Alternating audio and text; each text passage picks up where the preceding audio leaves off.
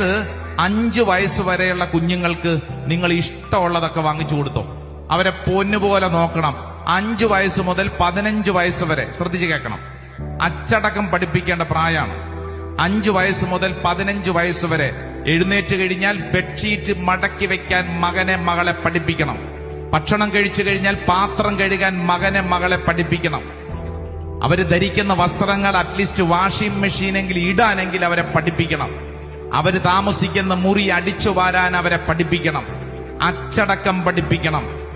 5 വയസ്സ് മുതൽ 15 വയസ്സ് വരെ ശ്രദ്ധിക്കേണ്ട കാര്യം ഞാൻ ഈ പറയുന്നത്. 15 വയസ്സ് മുതൽ മുകളിലോട്ട് നിങ്ങളുടെ മക്കളെ നിങ്ങളൊരു ഫ്രണ്ടിനെ പോലെ, സുഹൃത്തിനെ പോലെ കൈകാര്യം ചെയ്യണം. മനസ്സിലാവുന്നുണ്ടോ?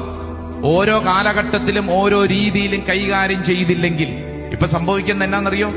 25 വയസ്സാകുമ്പോഴാണ് നമ്മൾ 5 വയസ്സിൽ കൊടുക്കേണ്ട ട്രെയിനിങ് തുടങ്ങുന്നത്. എടാ ബെഡ്ഷീറ്റ് മടക്കി വെക്കടാ. എത്രയാ വയസ്സ്? 25. എടാ പാത്രം കഴുകി വെക്കടാ. വയസ്സെത്രയായി? 30. ഇങ്ങോട്ട് നോക്കിക്കേ. കൊടുക്കേണ്ടത് കൊടുക്കേണ്ട പ്രായത്തിൽ, കൊടുക്കേണ്ട അളവിൽ കൊടുക്കണം. ഒരു പ്രായം കഴിഞ്ഞിട്ടല്ല. നമ്മൾ ശ്രദ്ധിക്കണം. ഈ കാലഘട്ടത്തിൽ പേരന്റിങ് എന്നൊക്കെ പറയുന്നത് വളരെ വിഷമം പിടിച്ച കാര്യമാണെങ്കിൽ അത് ഓരോ പ്രായത്തിനും പ്രായത്തിൻ്റെതായ രീതികളിൽ ശ്രദ്ധിക്കാഞ്ഞത് കൊണ്ടല്ലേ പലപ്പോഴും ഭാരമായി മാറുന്നത്.